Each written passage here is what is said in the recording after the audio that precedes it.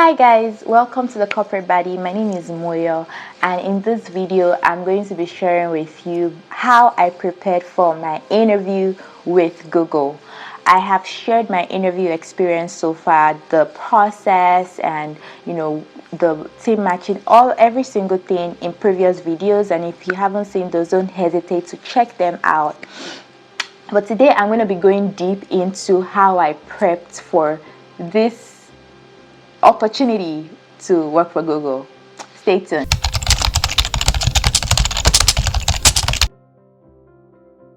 If this is your first time on the Corporate Buddy, welcome. On this channel, I share tips on personal and professional development goals, and I hope to help you achieve some of those goals. If you have any questions, don't hesitate to reach out to me and follow me at the Corporate Buddy on Instagram, as I'll be linking that in the description box. Now let's get to today's video. So, prepping for my Google interview. So first of all, Google has a long interview process. So when I went through it, at least I heard there's been some changes made. I'm not sure, but from my own personal experience, the first thing was after I spoke to the recruiter. The recruiter is supposed to be your partner. That's basically how they put it. So they're supposed to be your partner through the interview process and help you through it, and basically let you know what you're getting into. So my recruiter did give me like a prep sheet, so it breaks down all of the different things that you need to learn or you need to know basically, and how to articulate that from your own work experience, and to basically like show that you are a good fit for Google. So like I mentioned in previous videos, Google is looking for different things. So they're evaluating you based on different things. There is the role related knowledge, basically how your experience matches the role. There's googliness, I think that's more of a cultural fit. There's cultural fit. There's leadership, and there is, I feel like I'm blanking out now, but there's two other ones that I am blanking out on, but I'm going to be putting that in the description box. So they're trying to evaluate you based on all of these things, and each interviewer is going to be looking at maybe at least two of those items. So the recruiter gave me a prep sheet that describes those things and what they want to see. So maybe in leadership, they want you to show how you've led a team. Of course, this is for a technical program manager role. So it's related to how you would lead a team as a technical program manager, how the different skills that's required, how you showcase those skills, how you've managed conflict, how you've taken initiative, just so many different things that are included in that prep sheet. So what I did personally was I took that prep sheet and I began to tear apart each of those things that they're looking for. So for example, for role related knowledge, you need to highlight my technical skills as a program manager. Oh yeah, of course, there's a technical judgment portion to it as well. That's what I was trying to remember. There's a technical judgment.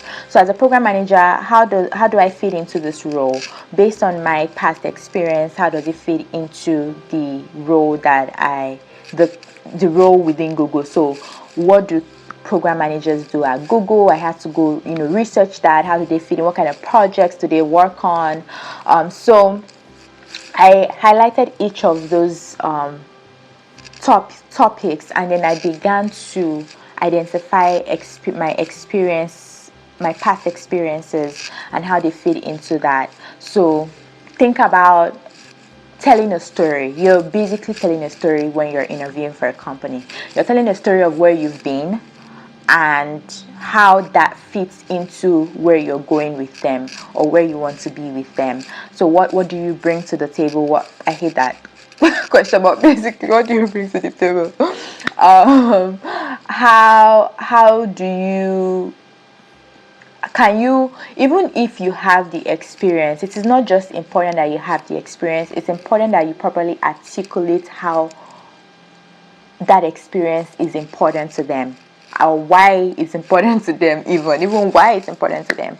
So you need to show the interviewers that, hey, even if you're, like for me, I was coming from a completely different background. So the challenge was, how do I show that, okay, I'm coming from a company that builds engines, but I'm going to be working for Google that does, internet shit.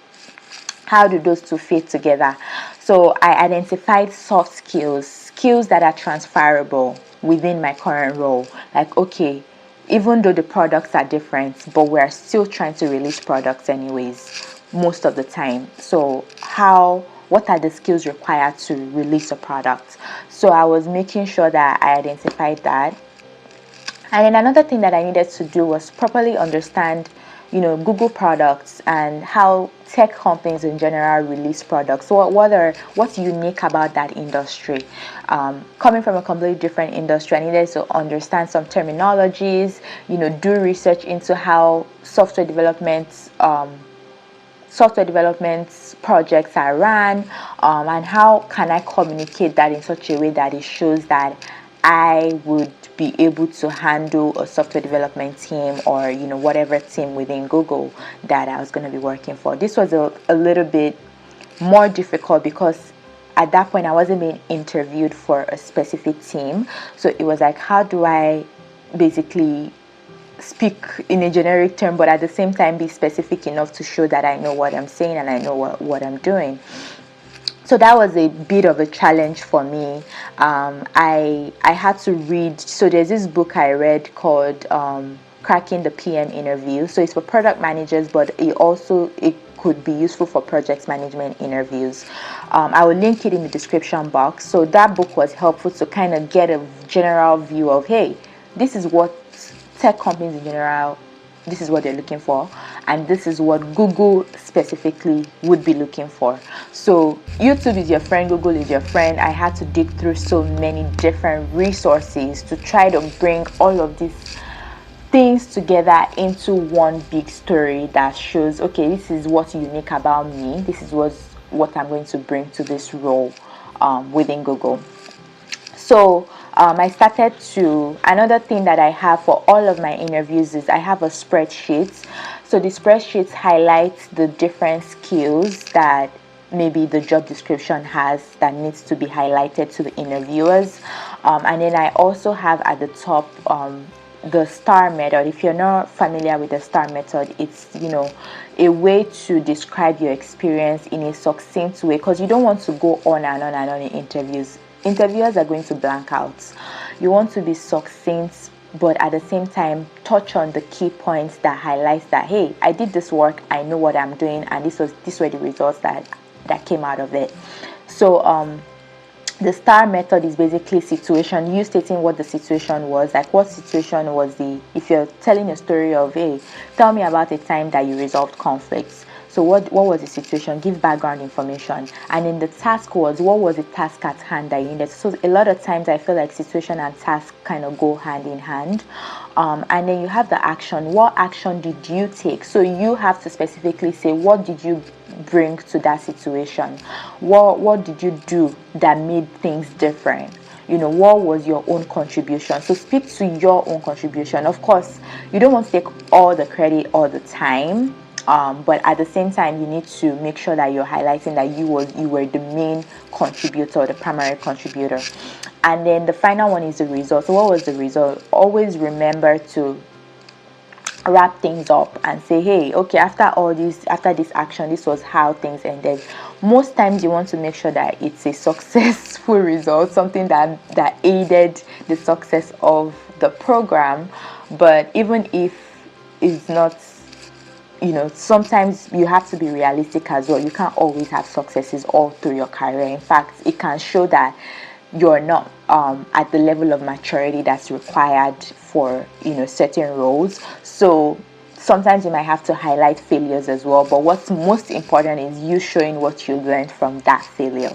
So showing your learning. So that spreadsheet has honestly helped me throughout my interview process, not just with Google, just overall, as it helps put together my thoughts. And I start to as I'm practicing through these things, I'm kind of seeing how to improve and bring my different ideas together into one.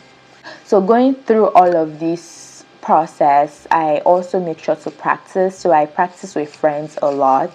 I did a lot of practice, the different stories that I wrote down for each of the skills that I listed, and making sure to practice them and get more confidence in describing those scenarios. Another thing with Google interview is the interviewers are going to keep asking deeper questions. So a lot of times, it's make sure that you truly did that work, and that you know what you're saying, because they will want to uncover the depths. They would keep asking follow-up questions to uncover the different aspects of that. And they always say that it's not about what you say, it's about how you say it. So a lot of times there's no right or wrong answers. It's just they just want to see how you think, understand how you think, and how you problem solve ultimately. So they'll be asking you different questions, case study questions. So make sure that you're prepared to answer those with stories, backup stories. I think they typically say that you should have at least 10 to 20 stories for different stories for interviews that covers a wide range of skills. So I typically had about 15 on average that I could just pull out, and I made sure that those stories were tailorable, so I could tailor them to different questions, because you don't know what questions they're going to ask you, right? But you need to make sure that you know all the skills that they're looking for, which would be shared with you by the recruiter and also in the job description. So highlighting those skills will help you to know, okay, this particular story showcases problem solving, showcases leadership, showcases conflict management. So that way, whatever the question is, you can kind of just readjust accordingly to give the response to the interviewer. Another thing that really helped me was this group, this TPM Group, Technical Program Manager Group on Discord. I found it through Blind, which is another app that helps you to kind of, ask questions anonymously, and you have people responding anonymously. It's a career app, but it's anonymous, similar to LinkedIn but anonymous. So I found the Discord channel on Blind, and honestly I feel like this is the pivotal moment for me finding this group, because there's loads and loads of resources. It's a group with maybe thousands of TPMs across the world, probably. A group of people started it, and people share resources that you might not even be able to find on the internet, which these resources are even much better because it's coming directly from people that have practiced as technical program managers in these companies, so they have first-hand knowledge on how to. They've interviewed people, and they've been interviewed by people within tech companies. So I'll be linking that in the description box as well. If you're interviewing as a program manager for a big tech company, any tech company really, there's a lot of resources there that are useful, and I would just fully recommend you digging through that Discord channel to make use of the resources. So yeah, my interview prep for Google it took me about I probably prepped for a month before I went in for the interview loop. And I was, studying every day, because it's different. It's not your typical interview. The way tech companies interview is different. It's almost like you're studying for an exam. So don't go at it with, it's just another interview. You have to know what methodology that they prefer, how they prefer questions to be answered. I know it almost defeats the purpose, because sometimes you don't feel like you're being your authentic self. For me, how I dealt with that was just still bringing my authentic self into that. So if there's a system that you needed to follow, but at the same time you can still showcase your own unique abilities within that, and connect with the interviewers in different ways. So yeah, I think that's the summary of how I prepped. If you have any specific questions, again, do not hesitate to reach out to me. Follow me at the Corporate Body on Instagram. I'll be linking that in the description box. Don't forget to subscribe to get more of these useful, hopefully useful contents. Have a good one. Bye.